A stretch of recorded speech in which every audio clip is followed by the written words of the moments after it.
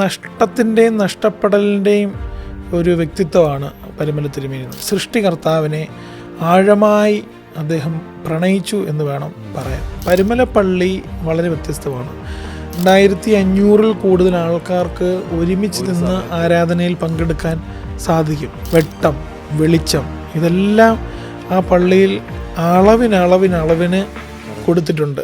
M3 ഇന്റർനാഷണലിൻ്റെ പുതിയൊരു പോഡ്കാസ്റ്റിലേക്ക് ഏവർക്കും സ്വാഗതം. നമ്മൾ ഒരുപാട് സബ്ജക്റ്റുകളെ പറ്റിയും ഒരുപാട് കാര്യങ്ങളെ പറ്റിയും നമ്മൾ തലവൂർ അമ്പലത്തെ പറ്റിയും അങ്ങനെ ഒരുപാട് സ്ഥലത്തെയും ഒരുപാട് ആചാരങ്ങളൊക്കെ പറ്റി നമ്മൾ സംസാരിച്ചിട്ടുണ്ട്. പക്ഷേ ഇന്ന് നമ്മൾ സംസാരിക്കാൻ പോകുന്നത് ഒരു വ്യക്തിയെ കുറിച്ചാണ്, ഒരു പരിശുദ്ധനെ കുറിച്ചാണ്. നമ്മുടെ എല്ലാ ചെറുപ്പം തൊട്ട് നമ്മുടെ ഒരു വികാരമായ, അല്ലെങ്കിൽ നമ്മൾ എന്താ പറയുക, ഒരു ഫോളോവർ എന്നതിലുപരി നമ്മുടെ ഇടയിൽ തന്നെ ജീവിച്ച് മരിച്ച ഒരു നല്ലൊരു വ്യക്തിത്വത്തിനോട് ഉടമയാണ് ചെങ്ങന്നൂരിലെ പരിമലയിലുള്ള വിശുദ്ധ പരിമല തിരുമേനി. അപ്പം നമ്മൾ പരിമല തിരുമേനിയുടെ പെരുന്നാൾ ഇപ്പോൾ നവംബർ 1, 2, ഒക്ടോബർ ലാസ്റ്റ് ദിവസങ്ങളിലൊക്കെ ആയിട്ട് നടക്കാൻ പോവുകയാണ്. അപ്പോൾ അത് വലിയൊരു ആഘോഷത്തിൻ്റെയും വലിയൊരു സെലിബ്രേഷൻ്റെ ഒരു കൂട്ടായ്മയുടെയും നാനാജാതി മതസ്ഥരുടെ വലിയൊരു ഒത്തുചേരലിൻ്റെ ഒരു സംഗമമാണ് പരിമല തിരുമേനി, അല്ലെങ്കിൽ പരിമല എന്ന് പറയുന്ന ആ ഒരു പള്ളി സ്ഥലങ്ങളൊക്കെ. അപ്പം എങ്ങനെയാണ് ജിജോ മോൻ അതിനെയൊക്കെ നോക്കി കാണുന്നത്?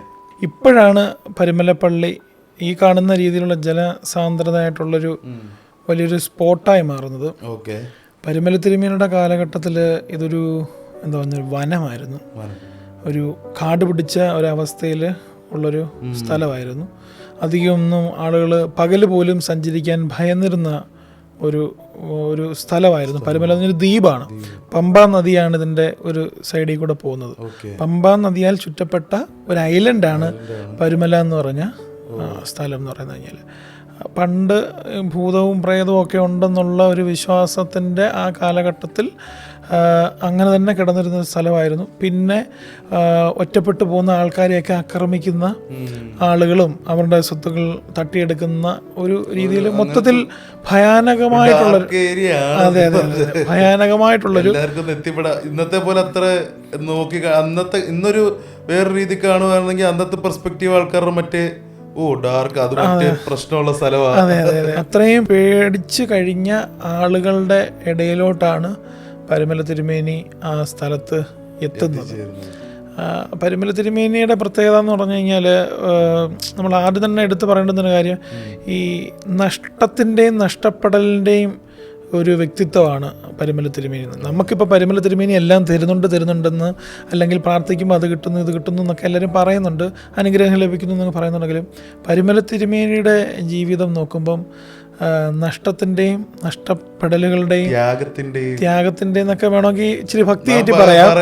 ഞാൻ മാനുഷികമായിട്ട് പറയാനാണ് ഞാൻ ആഗ്രഹിക്കുന്നത്. ഒരു വിശുദ്ധൻ എന്ന പദവിയിൽ തന്നെ പരിമല തിരുമേനി ഞാൻ കാണുന്നു. അങ്ങനെ തന്നെയാണ്, ഒരു വലിയ സ്ഥാനത്ത് തന്നെയാണ് നമ്മൾ വെച്ചിരിക്കുന്നതെങ്കിലും പരിമല തിരുമേനിയുടെ ഒരു മാനുഷിക ഭാവത്തെക്കുറിച്ചാണ് ഞാൻ എപ്പോഴും ചിന്തിക്കാറുള്ളത്. കാരണം ജനിച്ച കുറച്ച് നാളുകൾ കഴിഞ്ഞപ്പോൾ തന്നെ പേരൻസ് നഷ്ടപ്പെട്ടു പോവുകയാണ്. എന്നാലോചിച്ച് നോക്കുക, ഒരു അപ്പനും അമ്മയും ഇല്ലാതെ ഒരു മകൻ അതെ അതെ പട്ടിണിയും എല്ലാം ഉള്ള ആ കാലത്ത് ഒരു അമ്മയും അപ്പനും ഇല്ലാതെ വളർന്നു വരുന്ന ഒരു ചെറിയൊരു ഭയം. അതെ അതെ അതെ. ആ കാലഘട്ടത്തിൽ സഹോദരിയാണ്, അതായത് അമ്മയുടെ സഹോദരിയാണ് പരിമല തിരുമേനിയെ വളർത്തി വലുതാക്കുന്നത്. വളരെ ചെറുപ്പത്തിൽ തന്നെ അദ്ദേഹം പള്ളിയും ആരാധനകളുമായിട്ടൊക്കെ കൂടുതൽ അടുത്തിരുന്നു. അത് സുറിയാനി പഠിക്കാനും ഒക്കെ വളരെ താല്പര്യം കാണിച്ചു, പഠിക്കാൻ താല്പര്യം കാണിച്ചിരുന്നു. നമ്മളെപ്പോഴും ചിന്തിക്കുന്നതുമ്പം നമ്മളിങ്ങനെ കുറേ പറയുന്ന വിശ്വാസത്തിൽ അങ്ങ് പോയിട്ട് കാര്യമില്ല, നമ്മളെ അതിനെ ആഴമായിട്ട് പഠിക്കണം. അപ്പോൾ ആ കാലഘട്ടത്തിൽ പഠിക്കാൻ താല്പര്യം കാണിച്ച ഒരു വിദ്യാർത്ഥിയായിരുന്നു അദ്ദേഹം. അങ്ങനെ പഠിച്ചു. ആ പഠനത്തിന് ഒരുപാട് വൈദികരുടെയും മേൽപ്പട്ടക്കാരുടെയൊക്കെ സഹായങ്ങളൊക്കെ അദ്ദേഹത്തിന് ലഭിച്ചു. അങ്ങനെ പഠിച്ചൊരു വൈദികനായി കഴിഞ്ഞ് റംബാനായി, അത് കഴിഞ്ഞിട്ടൊരു മെത്രാപ്പോലീത്ത ആവുന്നുണ്ട്. അതായത് വളരെ ചെറുപ്പത്തിൽ തന്നെ, കുഞ്ഞു പ്രായത്തിൽ തന്നെ അദ്ദേഹം ഒരു മെത്രാപ്പോലിത്ത. ഇപ്പം നമ്മൾ തിരുമേനിമാരെന്നൊക്കെ പറയുമ്പോൾ വലിയ നരച്ച താടിയൊക്കെ ഉള്ള ആളുകളെയാണ് നമ്മളങ്ങനെ കാണുന്നത്. വളരെ ചെറുപ്പത്തിൽ തന്നെ പരിമല തിരുമേനി ഒരു തിരുമേനിയായി മാറുകയാണ്. അപ്പോൾ ചെറുപ്പത്തിലുള്ളൊരു തിരുമേനി എന്ന് പറയുമ്പോൾ നമ്മൾ വിചാരിക്കും ഒരു എനർജറ്റിക് ആയിട്ടുള്ളൊരു ഇതാണ്. പക്ഷേ അങ്ങനെ അല്ലായിരുന്നു. അദ്ദേഹത്തിൻ്റെ ജീവിതം എന്ന് പറഞ്ഞു കഴിഞ്ഞാൽ ഞാൻ മനസ്സിലാക്കിയെടുത്തോളം ഈ ബൈബിളിന് പല, അതായത് ബൈബിളെന്നല്ല എല്ലാത്തിനും പല പോയിന്റ് ഓഫ് വ്യൂ ഉണ്ട്. പരിമല തിരുമേനി എന്ന് പറഞ്ഞൊരു വ്യക്തി ബൈബിൾ അഗാധമായി വായിക്കുകയും പഠിക്കുകയും ചെയ്തു. അതിൽ നമ്മൾ ആരും കാണാത്ത തരത്തിലൂടെ പരിമല തിരുമേനി ബൈബിളിലൂടെ സഞ്ചരിച്ചു എന്ന് വേണം നമ്മൾ പറയാൻ. കാരണം അദ്ദേഹം ഒരു സന്യാസിയായിരുന്നു, വിവാഹിതനല്ലായിരുന്നു. പക്ഷേ ഞാൻ പറയും അദ്ദേഹം അങ്ങേയറ്റം ഇപ്പം കല്യാണം കഴിച്ചിട്ടുള്ളവരും അല്ലെങ്കിൽ യുവാക്കളായിട്ടുള്ള ആൾക്കാരൊക്കെ നമ്മൾ ഈ പ്രണയത്തെക്കുറിച്ചൊക്കെ പറയുമല്ലോ. പ്രണയമെന്ന് നമ്മൾ ചിന്തിക്കുമ്പോൾ നമുക്ക് ആദ്യം തോന്നുന്നത് ഒരാണും പെണ്ണും തമ്മിലുള്ളൊരു പ്രണയത്തെക്കുറിച്ചിട്ടാണ് തോന്നുന്നത്. പരിമല തിരുമേനിയുടെ ജീവിതം എന്ന് പറഞ്ഞു കഴിഞ്ഞാൽ ആഴമായിട്ട് ഈ ലോകത്തെ സൃഷ്ടിച്ച ആ പ്രപഞ്ച സൃഷ്ടാവിനെ അല്ലെങ്കിൽ നമ്മുടെ ആ സൃഷ്ടികർത്താവിനെ ആഴമായി അദ്ദേഹം പ്രണയിച്ചു എന്ന് വേണം പറയാൻ. ആ ഒരു പ്രണയമായിരുന്നു, ആ പ്രണയ ജീവിതമായിരുന്നു പരിമല തിരുമേനിയുടേത്. ആ പ്രണയത്തിന് വേണ്ടിയിട്ട് അദ്ദേഹം എല്ലാം നഷ്ടപ്പെടുത്തി, അദ്ദേഹത്തിൻ്റെ ആരോഗ്യം നഷ്ടപ്പെടുത്തി. ആ പ്രണയത്തിൻ്റെ വഴിയായി തിരഞ്ഞെടുത്തത് ബൈബിളാണ്.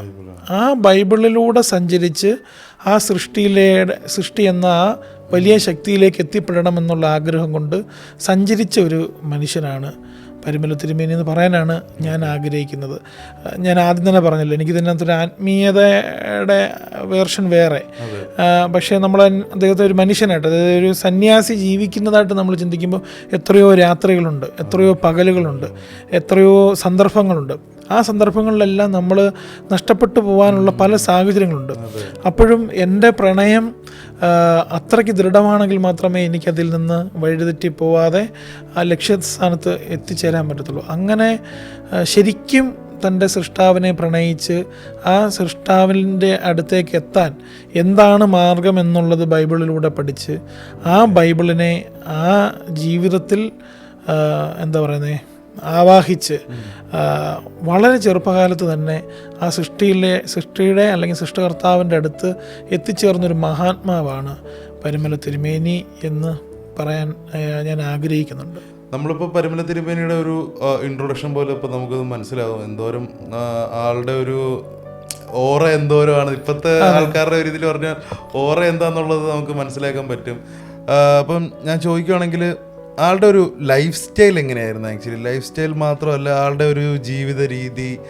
പിന്നെ ഞാൻ ഒരുപാട് കഥകൾ കേട്ടിട്ടുണ്ട്. സത്യം പറഞ്ഞാൽ എൻ്റെ അമ്മച്ചിയുടെ ഇന്നാണെങ്കിൽ അവരൊക്കെ അന്നേ കാലത്ത്, ഇപ്പം എൻ്റെ അമ്മച്ചിക്ക് ഒരു 98 വയസ്സുണ്ട്.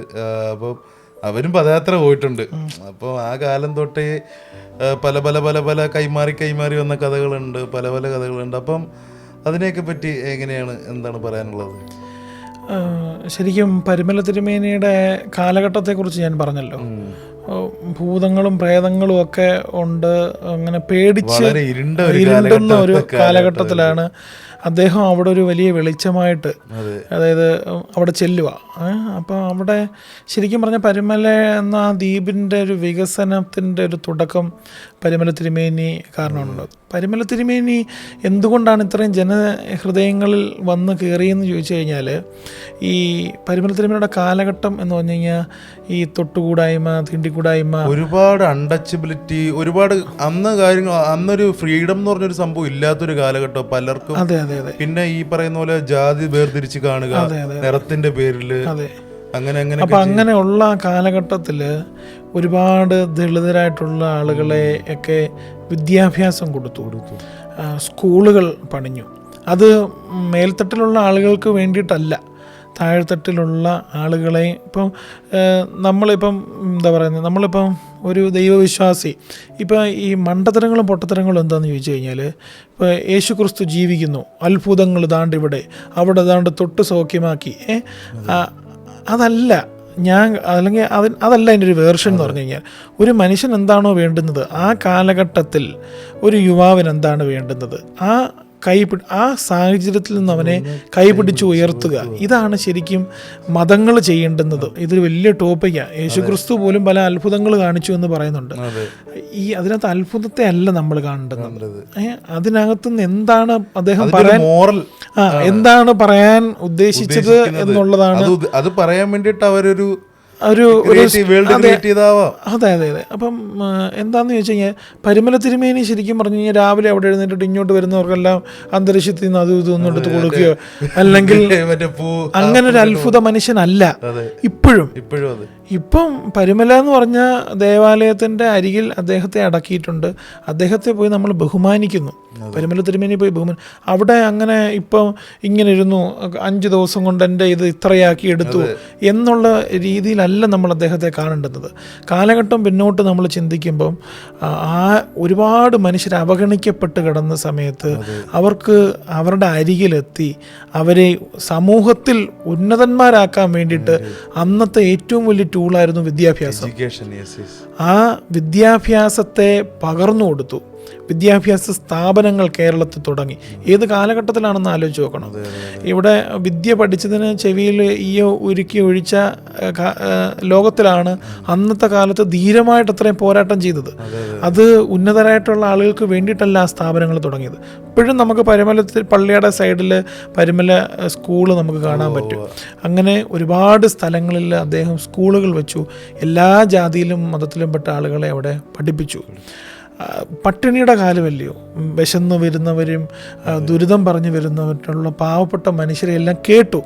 നമ്മളിപ്പോൾ ജെഫിനെ എനിക്ക് പേഴ്സണലായിട്ട് ഞാൻ ഓഫായിരിക്കുക, ജെഫിനെ എന്തേലും ഒന്നും പറയടാ എന്നൊക്കെ പറഞ്ഞ് നിന്നെ വിളിക്കുമ്പം നീ എന്നെ കേൾക്കാൻ ഉള്ളത് കൊണ്ടാണ് ഞാൻ നിന്നെ വിളിച്ചത്.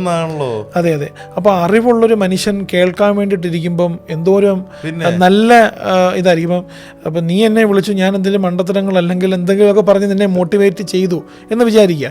അതിലും എത്രയോ വലിയ സംഭവങ്ങളായിരിക്കും. ഇത്രയും അറിവും പാണ്ഡിത്യമുള്ള മനുഷ്യൻ നമ്മളെ ഒന്ന് താങ്ങാൻ അല്ലെങ്കിൽ അതൊന്ന് കേൾക്കാനുണ്ട് എങ്കിൽ നമ്മൾ ഏത് വഴിതിരിച്ച് വിടാൻ ഉണ്ടെങ്കിൽ അതായിരുന്നു പരിമല തിരുമേനി. ഒരുപാട് മനുഷ്യരെ വഴിതിരിച്ചു വിട്ടു, പഠിപ്പിച്ചു ഉന്നതങ്ങളിലെത്തി. ഇപ്പോൾ നമ്മൾ ഒരു പല സാഹചര്യങ്ങളിലൂടെ കടന്നു പോകുന്ന ഭവനങ്ങളാണ് നമുക്കെല്ലാവർക്കും ഉള്ളത്. അവിടെ നമ്മുടെ തന്നെ ഒരു ബാക്കിലോട്ട് ഒന്ന് ചിന്തിച്ചു കഴിഞ്ഞാൽ ഒരു നോർമൽ രീതിയിൽ അധികം വിദ്യാഭ്യാസമില്ലാത്ത മാതാപിതാക്കളുടെ കുഞ്ഞുങ്ങളായിട്ട് വളർന്നു വരുന്ന പിതാക്കന്മാർ അല്ല മക്കൾ, അവർ കുറച്ച് വിദ്യാഭ്യാസം നേടി എന്തൊക്കെയോ ആയിത്തീർന്നവിടുത്തുനിന്ന് എന്തുമാത്രം വിദ്യാഭ്യാസം നമ്മൾ നേടി, എല്ലാം വിദ്യാഭ്യാസം കൊണ്ടാണ് വളരുന്നത്. അല്ലാതെ ഇവിടെ ആരും മാജിക കാണിച്ചൊന്നും ചെയ്യുന്നില്ല. പരിമല തിരുമേനി അവിടെ ചെയ്ത എന്താണെന്ന് വെച്ച് കഴിഞ്ഞാൽ അടുത്ത തലമുറയ്ക്ക് എന്താണ് ഈ ലോകത്തിന്, അതായത് ലോകം ഇംഗ്ലീഷ് വിദ്യാഭ്യാസം കൊണ്ടാണ് ഇനി രക്ഷപ്പെടാൻ പോകുന്നത് എന്ന് മനസ്സിലാക്കി ദീർഘവീക്ഷണമായിരിക്കാം, ആ അറിവായിരിക്കാം, പാണ്ഡിത്യം. അപ്പോൾ അടുത്ത എൻ്റെ അല്ലെങ്കിൽ ഈ സമൂഹം ഇത്രമാത്രം വളരണമെന്ന മുൻവിധിയോടുകൂടി അദ്ദേഹം ആ സ്ഥാപനങ്ങൾ അവിടെ പിന്നെ അത്ഭുത കഥകൾ അല്ലെങ്കിൽ പല സാഹചര്യങ്ങൾ പല കാര്യങ്ങളുണ്ട്. ഞാൻ ആദ്യം തന്നെ പറഞ്ഞല്ലോ, പരിമല തിരുമേനി എന്ന് പറഞ്ഞാൽ ദൈവത്തെ അങ്ങേയറ്റം പ്രണയിച്ച ഒരു വ്യക്തിയാണത്.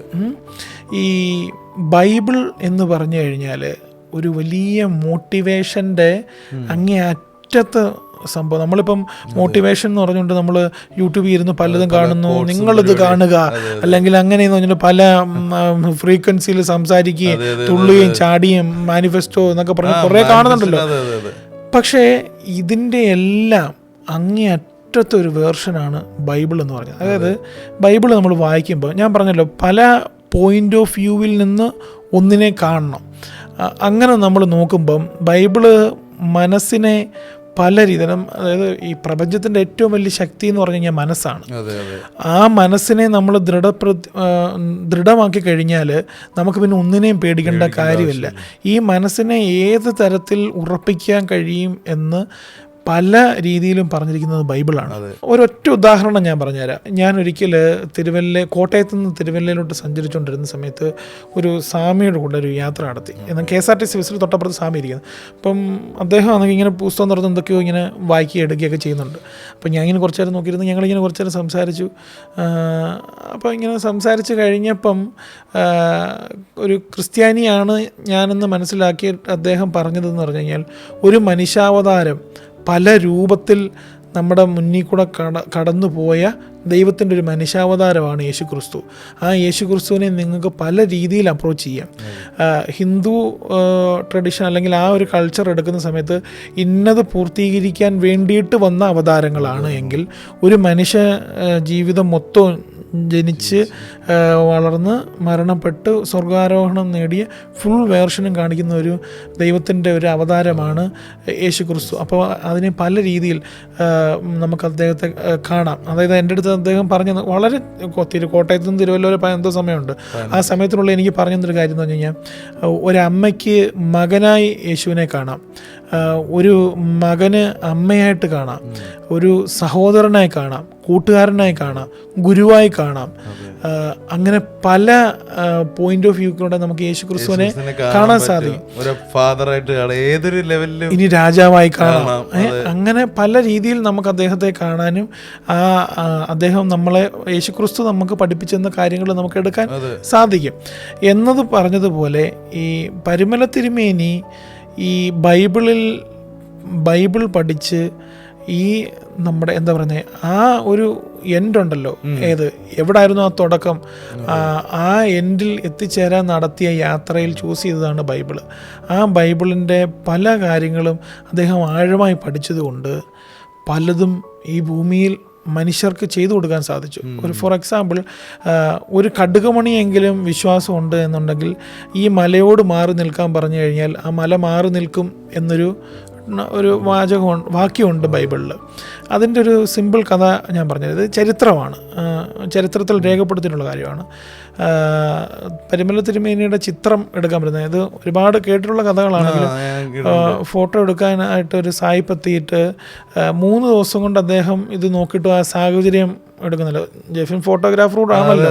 അപ്പം അന്നത്തെ അടപ്പ് തുറന്നെടുക്കുന്ന ക്യാമറയാണ്. അപ്പം പരിമല തിരുമേനി കിട്ടാനുമില്ല, ഇതൊന്നും ശരിയാവുന്നുമില്ല. അങ്ങനെ അദ്ദേഹം ഇങ്ങനെ ഫോട്ടോ എടുക്കാൻ വന്നു എന്ന് പറഞ്ഞിട്ട് ഉച്ചയ്ക്ക് പ്രാർത്ഥനാ റൂമിൽ നിന്ന് പുറത്തിറങ്ങി വന്ന് നിൽക്കുമ്പോൾ ഭയങ്കരമായിട്ടുള്ള സൂര്യൻ്റെ വെട്ടമാണ് നിൽക്കുന്നത്. അപ്പം ഈ സായിപ്പ് കടന്ന് അങ്ങോട്ടും ഇങ്ങോട്ടും കടന്ന് വെപ്രാളം അടിക്കുക, അത് എന്ത് ചെയ്യാൻ പറ്റുമെന്ന് മനസ്സിലാക്കിയിട്ട് പരിമല തിരുമേനിയുടെ കയ്യിലിരുന്ന് കുരിശെടുത്ത് സൂര്യനിലേക്ക് ഒരു കുരിശ് വരച്ചിട്ട് വന്നപ്പോഴത്തേനും ഒരു മേഘം വന്ന് മൂടി എന്നാണ് പറയുന്നത്. ഇത് എഴുതിയത് ആ സായിപ്പാണ് ചരിത്രത്തിൽ എഴുതി വെച്ചിരിക്കുന്നത്. അന്നത്തെ പത്രങ്ങളിലൊക്കെ ഇത് വാർത്തയായി വന്നതാണ്. നമ്മൾ ചിന്തിക്കേണ്ടുന്നൊരു കാര്യം, അത്രയ്ക്ക് ആഴമായിട്ട് ആ മനസ്സിനെയും ഈ പ്രകൃതിയെയും പഠിച്ചത് കൊണ്ടാണ് അദ്ദേഹത്തിനത് ചെയ്യാൻ സാധിച്ചത്. അപ്പം നമ്മുടെ ആ പ്രപഞ്ച സൃഷ്ടാവിലേക്ക് നമ്മൾ എത്താൻ ശ്രമിക്കുമ്പം ഈ പ്രപഞ്ചം നമുക്ക് വേണ്ടിയിട്ട് പലതും ഒരുക്കി വെക്കും. അപ്പം എനിക്ക് പലതും തടസ്സമാണെന്നുണ്ടെങ്കിൽ അതിനെ മാറ്റി നിർത്തും. ആ മാറ്റി നിർത്താൻ നേടിയെടുത്ത ശക്തിയുടെ മുന്നിലാണ് നമ്മൾ പോയി ബഹുമാനിക്കുന്നത്. ബൈബിൾ പഠിക്കുന്ന ഒരു വ്യക്തിക്കാണെങ്കിൽ അറിയാം, തെരുവോരങ്ങളിൽ നീ പ്രാർത്ഥിക്കരുത്, മറ്റുള്ളവർ കാണെ നീ പ്രാർത്ഥിക്കരുത്. ഇപ്പോൾ ഒന്ന് ചിന്തിച്ച് നോക്കൂ, ഒരു സോഷ്യൽ മീഡിയ ഒന്നുമില്ലാത്ത കാലത്ത് എവിടോ പരുമല എന്ന് പറഞ്ഞൊരു കാട് പിടിച്ച് കിടന്നൊരു സ്ഥലത്ത് ഒരു മുറിക്കുള്ളിൽ ആരും കാണാതെ ഒളിച്ചും പാത്തും ഇരുന്ന് പ്രാർത്ഥിച്ച് ധ്യാനിച്ച ആ മനുഷ്യൻ ഇത്രയും വലുതായെന്നുണ്ടെങ്കിൽ ഒന്നുമല്ലാത്ത പലരും എന്തൊക്കെയോ ആണെന്ന് പറഞ്ഞ് എന്തൊക്കെയോ കാണിച്ച്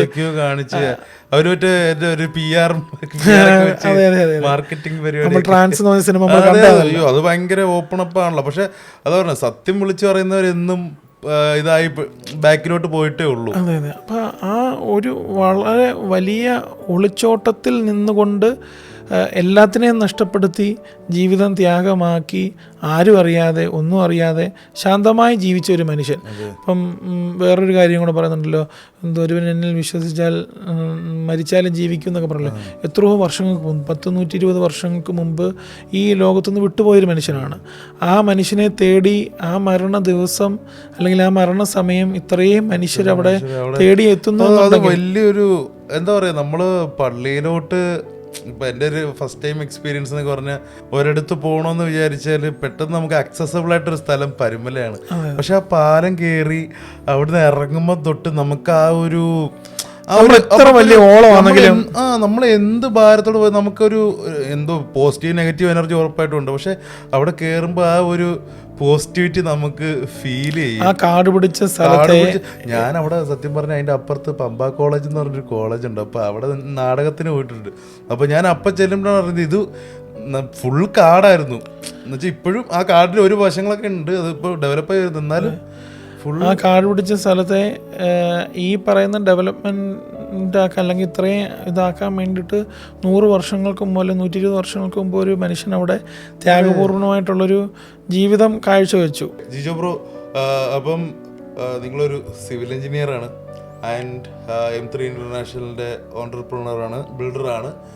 സോ നമ്മൾ ഈ പരുമല തിരുമേനി ആ ഒരു പരുമല തിരുമേനി നിന്ന ഒരു സ്ഥലം, ആ പള്ളി പരുമല ചർച്ച് സാധാരണ പള്ളികളിൽ നിന്നും ഒക്കെ വളരെ ഡിഫറെൻ്റാണ്. ഇപ്പം ഞാൻ ആദ്യമായിട്ട് ആ പള്ളി ചെല്ലുമ്പോൾ അതുവരെ ഒരുപാട് പള്ളികൾ കണ്ടിട്ടുണ്ട്. ഈവൻ ഞാൻ സത്യം പറഞ്ഞാൽ നമ്മൾ കോട്ടയത്തെ പള്ളികളുണ്ട്, ഇപ്പോൾ ഉമ്മൻചാണ്ടിയൊക്കെ പുതുപ്പള്ളി, ആ പള്ളികൾ, മണർകാട് പള്ളി, പിന്നെ നമ്മുടെ അങ്ങോട്ടുള്ള കൊല്ലത്തുള്ള പള്ളികളൊക്കെ കണ്ടിട്ട് അങ്ങോട്ടൊക്കെ ചെല്ലുമ്പോൾ ഇതെന്താ ഇത് നമ്മൾ കണ്ട ഒരു കൺസെപ്റ്റേ അല്ലല്ലോ, എൻറ്റയർലി ഡിഫറെൻറ്റ്.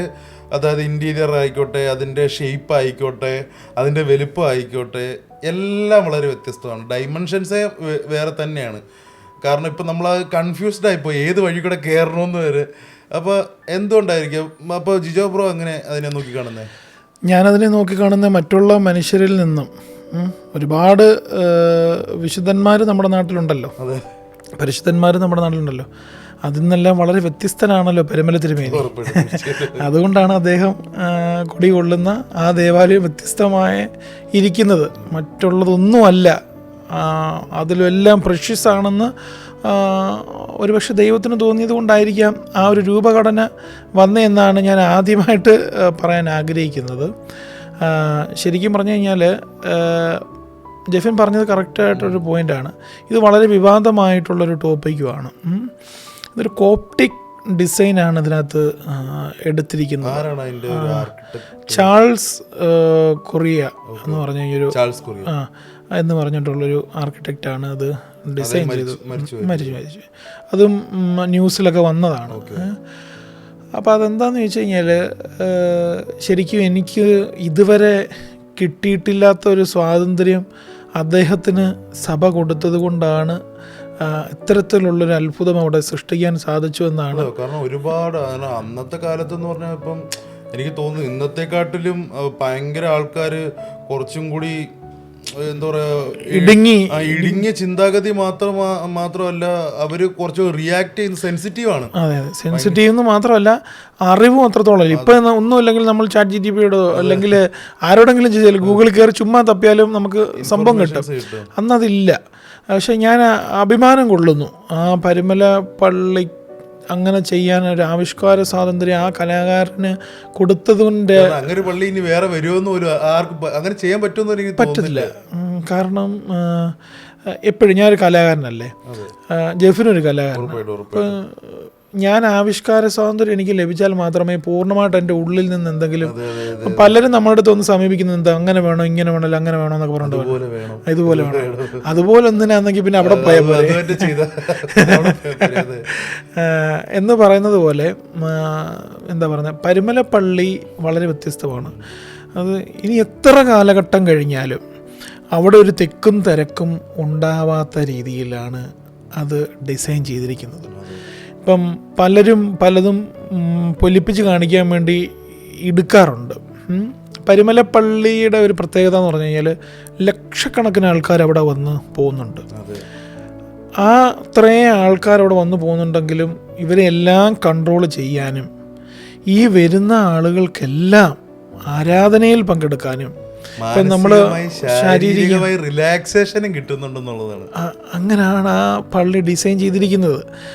അവിടുത്തെ വാതിലുകൾ നോക്കിയാൽ മതി, വലിയ വാതിലുകളാണ് അവിടെ കൊടുത്തിരിക്കുന്നത്. ഇത്രയും ജനങ്ങൾ വന്നു. ഇപ്പം നമ്മൾ മറ്റുള്ള ഏതെങ്കിലും പള്ളികളിൽ ചെല്ലുമ്പോൾ ഇത്രയും ആൾക്കാർ കൂടുമ്പോഴത്തേന് തിക്കാവും തിരക്കാവും. പിന്നെ കുർബാന നടന്നുകൊണ്ടിരിക്കുമ്പോൾ കാണാൻ പറ്റത്തില്ല, അങ്ങ് പുറയിൽ നിൽക്കുന്നവർക്ക് അത് കാണാൻ പറ്റത്തില്ല. പരുമല പള്ളിയുടെ പ്രത്യേകത എവിടെ നിന്നാലും നമുക്ക് മൻബഹായിൽ കുർബാന നമുക്ക് കാണാൻ പറ്റും, നമുക്ക് കാണാൻ പറ്റും. അത് വളരെ അടുത്ത് നമുക്ക് കാണാൻ പറ്റും. അതാണ് അതിൻ്റെ അടുത്തൊരു പ്രത്യേകത. പിന്നുള്ളൊരു പ്രത്യേകത ഇത്രയും ആൾക്കാർ വന്നാൽ അവിടെ ഒരു ശ്വാസം മുട്ടൽ എന്ന് പറഞ്ഞ സാധനം, ഒരു കൺജസ്റ്റഡ് ഫീൽ ഇല്ല അവിടെ. അതിങ്ങനെ എന്നും സംഭവിക്കുന്നത് പോലെ എല്ലാം അടുത്ത് തന്നെ സംഭവിക്കുന്നു എന്നുള്ളതാണ് ഏറ്റവും അടുത്ത് പറയേണ്ടുന്ന കാര്യം. പിന്നെ വെട്ടം, വെളിച്ചം, ഇതെല്ലാം ആ പള്ളിയിൽ അളവിന് കൊടുത്തിട്ടുണ്ട്. അവിടെ നമ്മൾ ഇപ്പം വെട്ടത്തിന് വേണ്ടി ലൈറ്റൊന്നും അവിടെ കത്തിക്കേണ്ട കാര്യമില്ല, അവിടെ പ്രകാശമുണ്ട്. അവിടെ അതിനു വേണ്ടി അങ്ങനെ ഇപ്പം നമ്മൾ ചില ഹോസ്പിറ്റലിലൊക്കെ ഇപ്പം തന്നെ പുതിയ ഹോസ്പിറ്റലിലൊക്കെ പോയേക്കാണ്. ഇപ്പം ഞങ്ങളുടെ SH കോളേജിലാണെങ്കിൽ പോലും മറ്റു ഹെലികോപ്റ്ററിന്റെ പോലത്തെ വലിയ ഫാനൊക്കെ വെച്ച് അതൊന്നും അവിടെ ഇല്ല, അതിന്റെ ആവശ്യം വരുന്നില്ല. അതൊരു പ്രത്യേക രീതിയിൽ ഡിസൈൻ ചെയ്തിരിക്കുന്നു. 2500 കൂടുതൽ ആൾക്കാർക്ക് ഒരുമിച്ച് നിന്ന് ആരാധനയിൽ പങ്കെടുക്കാൻ സാധിക്കും. അങ്ങനെ ഒരുപാട് പ്രത്യേകതകൾ ദേവാലയത്തിനുണ്ട്. ഞാൻ പറഞ്ഞതുപോലെ കോപ്റ്റിക് ഡിസൈനാണ് അതിൽ ഉൾപ്പെടുത്തിയിട്ടുള്ളത്. അതുപോലൊരു ആവിഷ്കാര സ്വാതന്ത്ര്യം എനിക്ക് ലഭിക്കണേ എന്നുള്ളതാണ് എന്നുള്ളതാണ് എൻ്റെയും ഏറ്റവും വലിയ ആഗ്രഹം.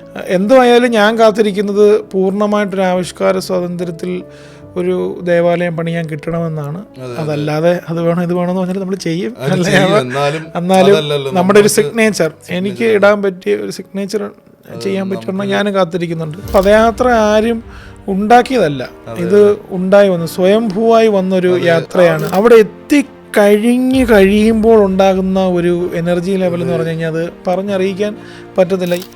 ഈ കൊടി ഉയർത്തുന്ന സമയത്ത് കൊടിയിലേക്ക് വെറ്റില എറിയുന്ന പരിപാടിയുണ്ട്. ആകാശത്തിലോട്ട് ഇത് പോകുന്ന സമയത്ത് ദുരിതങ്ങളെല്ലാം പോകുന്നു, ഐശ്വര്യങ്ങൾ വരുന്നു എന്നുള്ളൊരു ചിന്താഗതിയൊക്കെ അവിടെ ഉണ്ട്. എറണാകുളത്ത് മാരാജസ് എന്നൊക്കെ പറയുന്ന പോലെ നമ്മളവിടെ ഗ്രിഗോറിയോസ് SG കോളേജ് സെന്റ് ഗ്രിഗോറിയോസിലാന്ന് പറയുമ്പോൾ ഒരു കോളിളക്കം തന്നെയാണ്.